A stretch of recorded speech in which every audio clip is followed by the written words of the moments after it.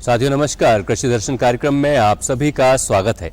आज हम बात करने जा रहे हैं कृषि में ड्रोन तकनीक की उपयोगिता के बारे में। जैसा हम जानते हैं, आज देश विदेश में किसान भाई बहन भी टेक्नोलॉजी का अच्छा खासा उपयोग कर रहे हैं, जहां टेक्नोलॉजी हमें आगे बढ़ाने के लिए प्रेरित भी कर रही है और मुनाफा भी बढ़ा रही है। तो उसी से रिलेटेड यह हमारा आज का विषय है कि किस प्रकार ड्रोन की उपयोगिता किसान भाई बहनों के लिए, उनके भविष्य के लिए लाभकारी सिद्ध हो सकती है। उस विषय में हम आज बात करने जा रहे हैं। इस विषय से आज हमारे साथ जुड़ी हुई हैं डॉक्टर शालिनी चतुर्वेदी मैम। आप कृषि अभियांत्रिकी विशेषज्ञ Sarojini Naidu girls PG college Bhopal में पदस्थ हैं। मैम, आपका कार्यक्रम में बहुत बहुत स्वागत है। धन्यवाद सर। मैं सबसे पहले दूरदर्शन का धन्यवाद करना चाहूँगी, जिन्होंने मुझे आज इतने महत्वपूर्ण विषय पे चर्चा करने के लिए आमंत्रित किया। आपका सर बहुत बहुत धन्यवाद।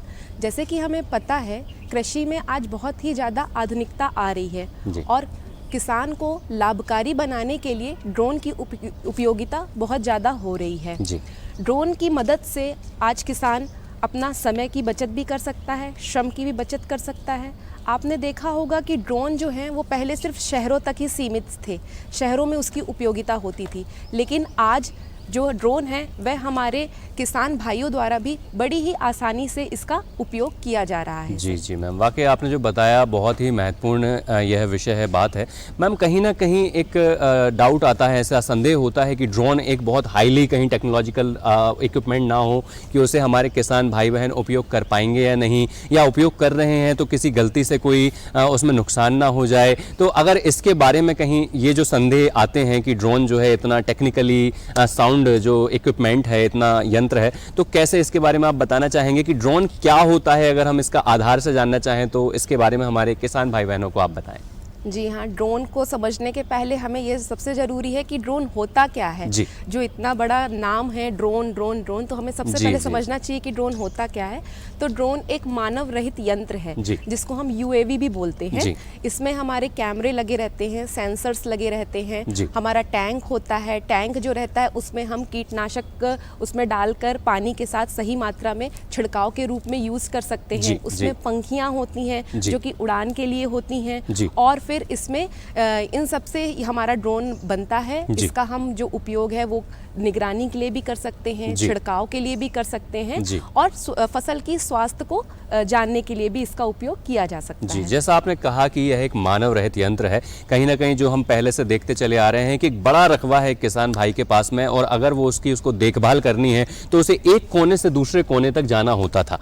अगर उसको उसमें, जैसे आपने कहा कि जो टैंक में पेस्टिसाइड का उपयोग कर सकते हैं, तो उसके लिए भी उसको बहुत श्रम करना पड़ता है। कई बार उसमें कई दिन तक लग जाते हैं, तब जाकर वह प्रक्रिया पूर्ण होती है। तो ऐसी स्थिति में जो आप ड्रोन की बात कर रहे हैं कि वह मानव रहित है, लेकिन मैम जब हम देखते हैं कि खेत जो होते हैं खुले क्षेत्र हैं, हवा का प्रेशर अलग अलग होता है, तो ऐसी स्थिति में ड्रोन को संचालित करना क्या उतना किसान भाई के लिए आसान हो सकता है? और हम इसके साथ यह भी जानना चाहेंगे कि ड्रोन कितने प्रकार के होते हैं, क्या इसमें बड़ा छोटा कुछ अलग अलग प्रकार होता है, और अगर प्रकार हैं तो इसका उपयोग किस किस प्रकार हमारे किसान भाई बहन कर सकते हैं? इसके विषय में थोड़ा सा प्रकाश डालें, हमारे किसान भाई बहनों को बताएं। जी हाँ, जैसे कि आपने मुझसे पहली बात करी थी कि किस प्रकार इसका उपयोग किया जा सकता है, तो इसको उपयोग करने के लिए भी कुछ इसके स्टेप्स रहते हैं। जैसे कि इसमें जब हमको उड़ान भरना है तो उड़ान का समय हम सुबह या शाम का अगर हम चूज करते हैं तो वो बहुत अच्छा रहेगा किसान भाइयों के लिए। दूसरी चीज़ की हवा की गति बहुत ज़्यादा ना हो, ताकि किसान को ड्रोन उड़ाते समय उसमें उनको कुछ समस्या ना। जी हाँ। फिर उसके बाद तीसरी अगर हम बात करेंगे तो पानी के अनुपात की बात करेंगे। जो हम मिश्रण बनाते हैं उसमें पानी का अनुपात और जो हमारा मिश्रण है, जो हमारा कीट है या पेस्टिसाइड्स है, उनका मिश्रण एक समानता होना चाहिए, जैसा कि मैनुअल्स वगैरह में या फिर आप जहाँ से प्रशिक्षण प्राप्त किए हैं वह आपको पहले ही ये सब चीजें बताए होंगे। तीसरा जो सबसे जरूरी है वो है हमारा सेफ्टी। तो हमें ड्रोन उड़ाने के पहले पीपीई किट का इस्तेमाल करना चाहिए, ताकि हमारा किसान जब भी कीटनाशक जैसी हानिकारक चीज़ों का उपयोग करे तो उससे उनके स्वास्थ्य पर किसी भी प्रकार का कोई भी हानिकारक चीज़ें नकारात्मक असर ना हो और वह सुरक्षित रह सके। जी हाँ, बिल्कुल। मैम, अगर इसी में हम बात करें ड्रोन के प्रकार, तो कितने प्रकार के ड्रोन होते हैं, इसके बारे में आप हमें बताएं। जी हाँ, ड्रोन के प्रकार की बात करूंगी तो वो 3 से 4 प्रकार के ड्रोन होते हैं। सबसे पहले हमारा आता है स्प्रेयर ड्रोन।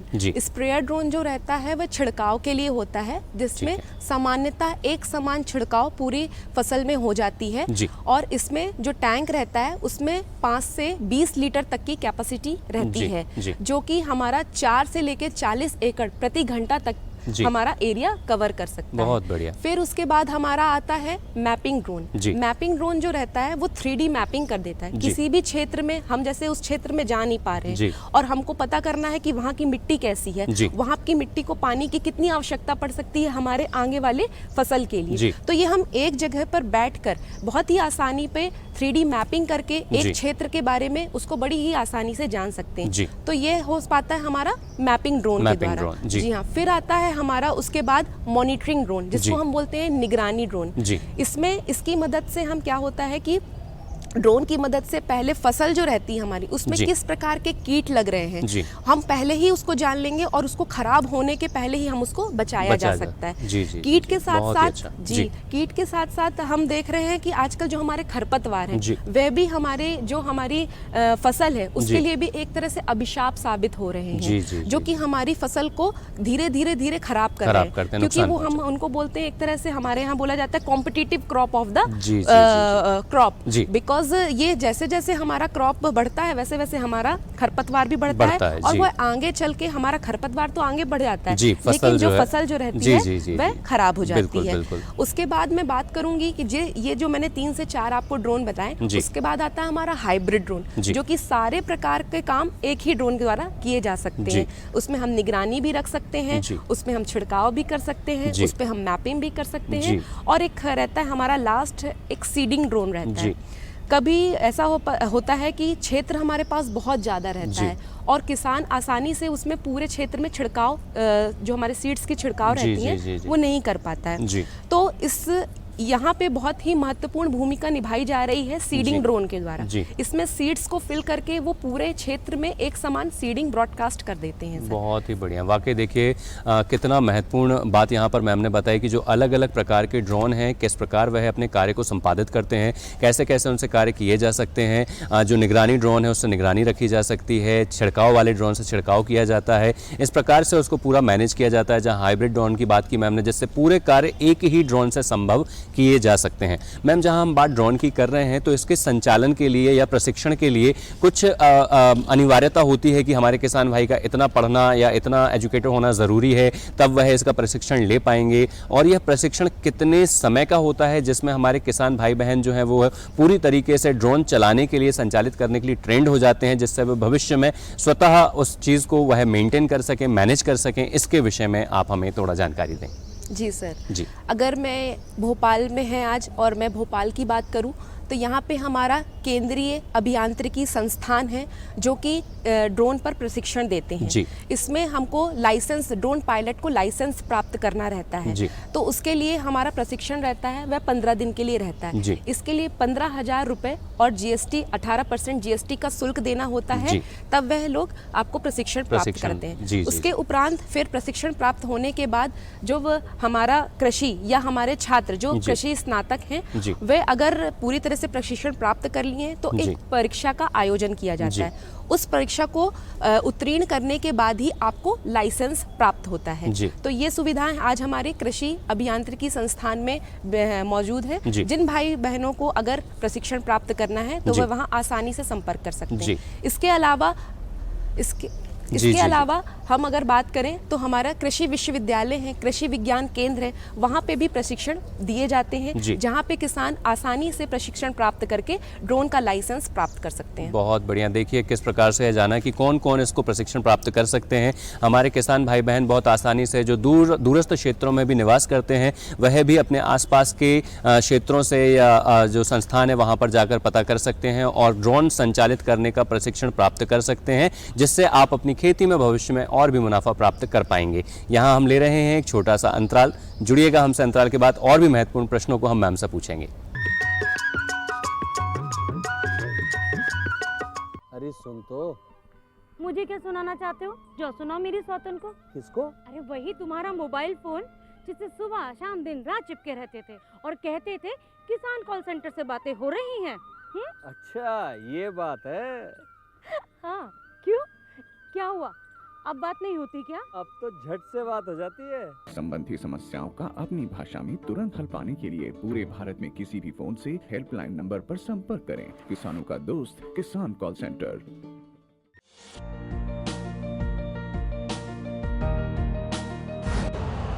यूरिया का स्वदेशी उत्पादन 70 लाख टन बढ़ाने के लिए 6 उर्वरक संयंत्रों का उद्धार किया जा रहा है।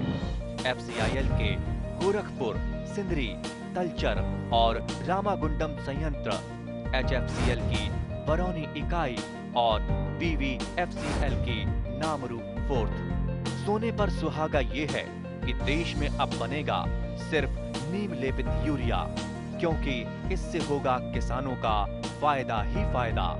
अनाज का उत्पादन 10% तक बढ़ेगा। बढ़ेगी 10 से 15% नाइट्रोजन क्षमता।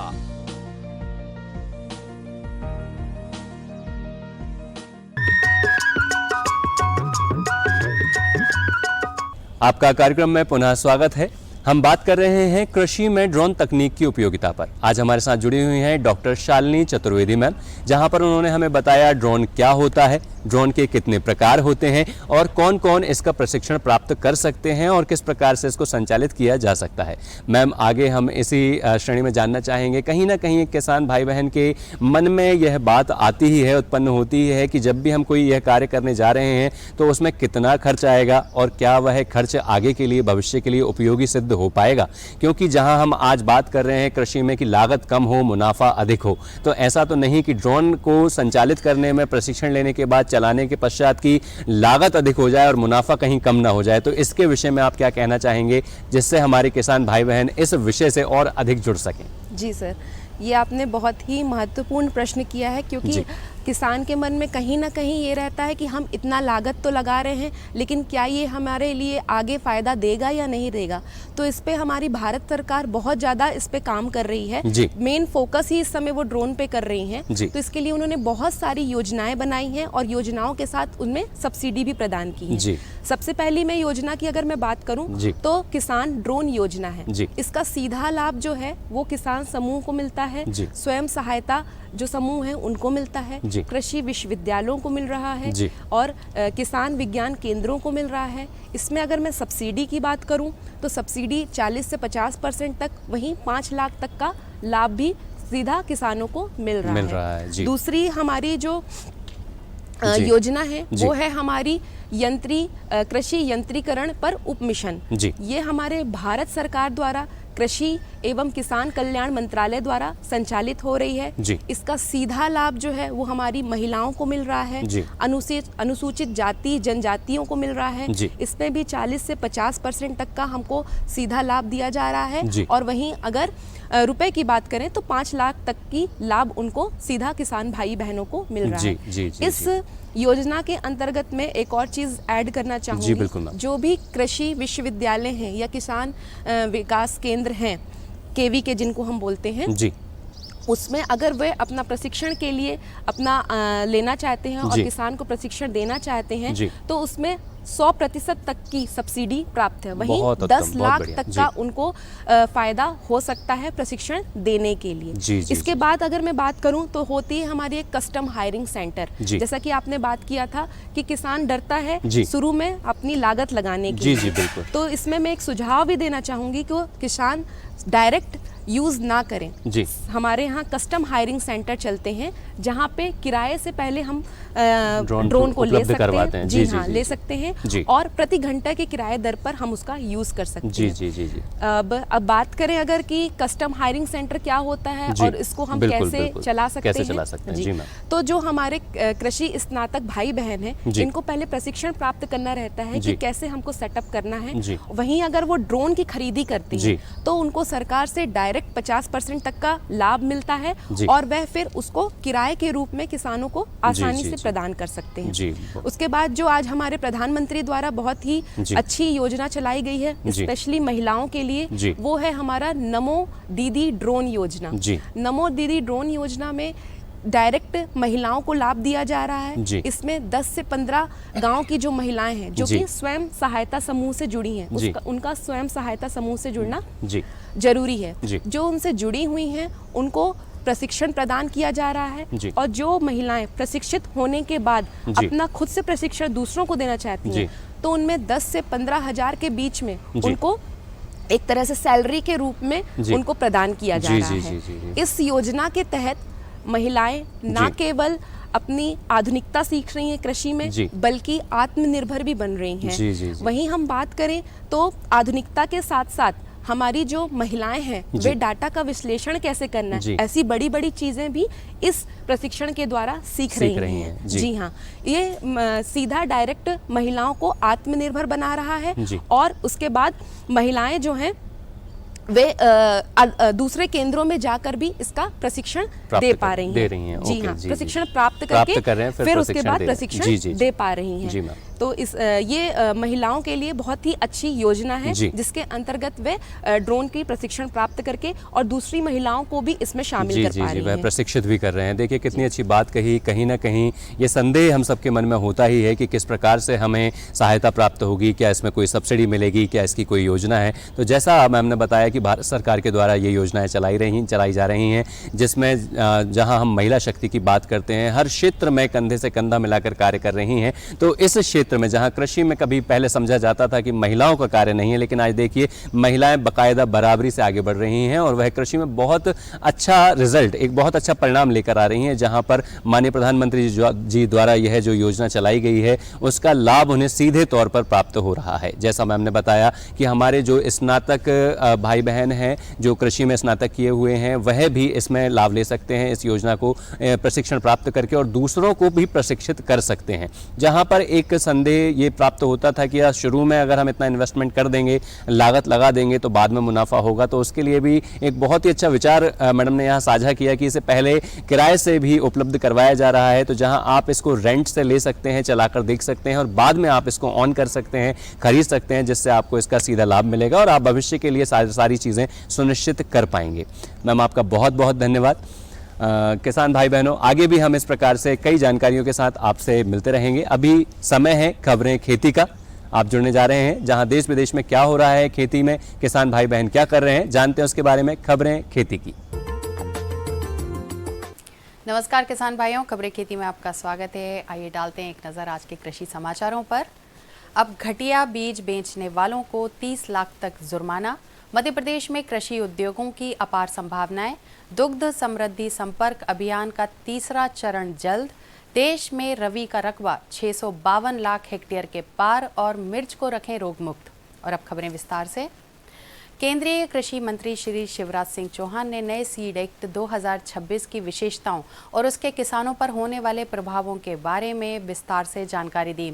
उन्होंने कहा कि यह विधेयक किसानों की सुरक्षा, बीज की गुणवत्ता और पारदर्शिता सुनिश्चित करने वाला ऐतिहासिक कदम है। केंद्रीय मंत्री श्री चौहान ने कहा कि अब देश में बीज की ट्रेसेबिलिटी की व्यवस्था स्थापित की जाएगी। उन्होंने बताया कि हमने कोशिश की है कि ऐसा सिस्टम बने जिसमें यह पूरा पता चल सके कि बीज कहाँ उत्पादित हुआ, किस डीलर ने दिया और किसने बेचा। हर बीज पर QR कोड होगा जिसे स्कैन करते ही किसान यह जान सकेगा कि वह बीज कहां से आया है। इससे घटिया या नकली बीज न केवल रोके जा सकेंगे बल्कि वे बाजार में आएंगे भी तो जिम्मेदार व्यक्ति पर शीघ्र कार्यवाही संभव होगी। श्री चौहान ने कहा कि बीजों की गुणवत्ता पर अब किसी तरह की लापरवाही बर्दाश्त नहीं की जाएगी। अभी तक 500 रुपये तक का जुर्माना था, अब प्रस्ताव है कि 30 लाख रुपए तक जुर्माना और अगर कोई जानबूझकर अपराध करता है तो सजा का प्रावधान भी है। मध्य प्रदेश के मुख्यमंत्री डॉक्टर मोहन यादव ने कहा है कि दावोस इस उद्देश्य के साथ जा रहे हैं कि हमारे युवाओं को रोजगार मिले और उत्पाद सही ढंग से बाजार में पहुंचे और मध्य प्रदेश आर्थिक रूप से संपन्न बने। अच्छी टेक्नोलॉजी को लागू करने के लिए विश्व के प्रमुख उद्यमियों को आमंत्रित करने की जरूरत है। मुख्यमंत्री नई दिल्ली से वर्ल्ड इकोनॉमिक फोरम की बैठक में शामिल होने के लिए दावोस रवाना होने से पहले प्रतिनिधियों से चर्चा कर रहे थे। मुख्यमंत्री ने कहा कि मध्य प्रदेश सरकार ने वर्ष 2026 को प्रदेश के किसानों की समृद्धि के लिए समर्पित किया है। मध्य प्रदेश में कृषि विकास और उससे संबंधित उद्योगों की अपार संभावनाएं हैं। मध्य प्रदेश निश्चित रूप से खाद्य प्रसंस्करण, मत्स्य उत्पादन, उद्यानिकी एवं दुग्ध उत्पादन में अग्रणी राज्य बनेगा। मुख्यमंत्री ने कहा कि ऑर्गेनिक एग्रीकल्चर एक बड़ा सेक्टर है जिसमें फूड से लेकर कई क्षेत्रों में व्यापार की संभावनाएं हैं। कॉटन से लेकर अन्य कई क्षेत्रों में व्यापार व्यवसाय के उन्नयन की संभावनाएं हैं। इन संभावनाओं को साकार किया जाएगा। श्री यादव ने कहा कि रोजगार सृजन करने वाली गतिविधियों को बढ़ावा देना होगा और जैविक कृषि क्षेत्र पर ध्यान केंद्रित करना होगा, जो खाद्य पदार्थों से लेकर अन्य उद्योगों तक कई क्षेत्रों को कवर करता है। मध्य प्रदेश के पशुपालन एवं डेयरी प्रमुख सचिव श्री उमाकांत उमराव ने कृषक कल्याण वर्ष 2026 के अंतर्गत विभागीय योजनाओं और गतिविधियों की समीक्षा की। उन्होंने अधिकारियों को योजनाओं का समयबद्ध और लक्ष्य आधारित क्रियान्वयन सुनिश्चित करने के निर्देश दिए ताकि पशुपालकों को सीधा लाभ मिल सके।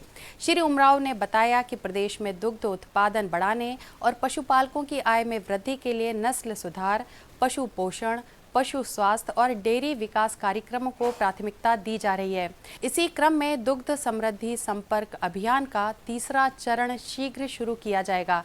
पहले 2 चरणों में 12 लाख से अधिक पशुपालकों से घर घर जाकर संवाद किया जाएगा। तीसरे चरण में 3 से 4 पशुपालकों वाले पशुपालकों से सीधा संवाद कर उन्हें नस्ल सुधार, पोषण और पशु स्वास्थ्य के प्रति जागरूक बनाया जाएगा। बैठक में स्वावलंबी गौशाला नीति 2025, डॉक्टर भीमराव अंबेडकर कामधेनु योजना, डेयरी विस्तार, सहकारी समितियों के गठन तथा मुर्गी पालन और बकरी पालन के माध्यम से आय बढ़ाने पर भी चर्चा हुई। प्रमुख सचिव ने बताया कि उन्नत पशुपालन और नस्ल सुधार में सफल गांवों को आदर्श के रूप में विकसित करने के लिए क्षीरधारा ग्राम योजना शुरू की गई है। यह योजना 3 चरणों में लागू होगी। पहले चरण में 5000 से अधिक गांवों का चयन किया गया है। योजना के तहत दुग्ध उत्पादन बढ़ाने, पशु स्वास्थ्य व पोषण सुनिश्चित करने और ग्राम स्तर पर समग्र डेयरी विकास के लिए पशुपालकों को जागरूक किया जाएगा। कृषि मंत्रालय द्वारा 16 जनवरी 2026 तक जारी आंकड़ों के अनुसार चालू रबी सीजन 2025-2026 में देश भर में रबी फसलों की बुवाई में बढ़ोतरी दर्ज की गई है। मंत्रालय के अनुसार इस वर्ष अब तक कुल 652.33 लाख हेक्टेयर क्षेत्र में रबी फसलों की बुवाई हो चुकी है, जो कि पिछले वर्ष की समान अवधि की तुलना में 20.88 लाख हेक्टेयर अधिक है। गेहूं का रकबा बढ़कर 334.17 लाख हेक्टेयर तक पहुंच गया है, जो पिछले वर्ष की समान अवधि की तुलना में 6.13 लाख हेक्टेयर अधिक है। इसी तरह तिलहन फसलों के अंतर्गत क्षेत्रफल में 3.53 लाख हेक्टेयर की वृद्धि दर्ज की गई है। खासतौर पर सरसों, अलसी, कुसुम और मूंगफली की बुवाई में बढ़ोतरी देखने को मिली है। इस वर्ष दालों का कुल रकबा 137 लाख हेक्टेयर रहा। चना और मसूर की बुवाई में बढ़त दर्ज की गई है। श्री अन्न एवं मोटे अनाज के अंतर्गत बुवाई क्षेत्र 58.72 लाख हेक्टेयर रहा, जिसमें कुल मिलाकर 2.79 लाख हेक्टेयर की वृद्धि दर्ज की गई है। मक्का और जौ में अच्छा विस्तार हुआ है, जबकि ज्वार के क्षेत्रफल में कमी दर्ज की गई है। मिर्च की नर्सरी डालने का उपयुक्त समय चल रहा है। बीज उपचार कर नर्सरी डालने पर रोग मुक्त फसल तथा अच्छा उत्पादन मिलता है। कई बार मिर्च फलों में काले भूरे धब्बे दिखाई देते हैं। ये कई बार फल झड़ने लगते हैं। इस कारण सिरों की कलियां मुरझाकर गिर जाती हैं। पौधों की बढ़वार पर भी यह विपरीत असर डालती हैं। यह शीर्ष से नीचे की ओर बढ़ती हैं। पत्तियों, फलों, कलिकाओं सभी पर असर होता है। फलों पर काले धब्बे बनते हैं तथा सड़न पैदा करते हैं। नियंत्रण के लिए नर्सरी लगाने के पूर्व बीज का उपचार 2 ग्राम थायरम प्रति किलो का आवश्यक रूप से करें। पुरानी फसल के अवशेष जलाकर नष्ट करें। खड़ी फसल में ब्लाइटॉक्स या कोई भी ताम्र युक्त फफूंदनाशी 3 ग्राम प्रति लीटर पानी में घोल बनाकर 2 छिड़काव 15 दिनों के अंतर से करना चाहिए। तो किसान भाइयों, आज कृषि समाचारों में फिलहाल इतना ही और इसी के साथ मुझे दीजिए अनुमति। नमस्कार। तो किसान भाई बहनों, जैसा हमने जाना कि परिवर्तन हमेशा कठिन होता है, लेकिन परिवर्तन के इस दौर में जिन्होंने इसको स्वीकार किया है उन्होंने सफलता प्राप्त की है। ठीक वैसे ही आज हमने जाना कि कृषि में किस प्रकार से ड्रोन तकनीक की उपयोगिता है, कैसे ड्रोन का उपयोग किया जा सकता है, ड्रोन के कितने प्रकार होते हैं, कौन कौन से कार्य आज ड्रोन कर रहा है, यह मानव रहित यंत्र किस प्रकार से हमारे लिए सफलता के नए परचम फहरा रहा है, जिससे हमारे किसान भाई बहन समय के साथ में आगे बढ़ रहे हैं और मुनाफे को भी बढ़ा रहे हैं। जहां पर बात होती थी कि जहां कई बार कीटनाशक की अधिक उपयोगिता हो जाती थी, लेकिन इस यंत्र के द्वारा उतनी संतुलित मात्रा में ही इसकी उपयोगिता की जा रही है, जिससे कि हमारी फसलें लहलहा रही हैं और हर प्रकार के कीटनाशक से परे होकर मुनाफा दे पा रही हैं। इस बारे में आज हमने पूरी जानकारी, हमारे साथ डॉक्टर शालिनी चतुर्वेदी मैम रही, जिन्होंने पूरा हमें इसके विषय में बताया कि किस प्रकार से आप ड्रोन का उपयोग करें, कैसे इसका प्रशिक्षण प्राप्त करें, कहां से इसकी जानकारी प्राप्त करें और कैसे भविष्य में इस तकनीक से जुड़कर अपनी कृषि को एक लाभकारी व्यवसाय के रूप में आगे बढ़ाएं और आप भी दूसरों को भी इसमें आगे बढ़ने के लिए प्रेरित करें। बहुत बहुत धन्यवाद हमसे जुड़ने के लिए। आगे और भी इस प्रकार हम नए विषयों को आपके साथ जोड़ते रहेंगे। धन्यवाद, नमस्कार।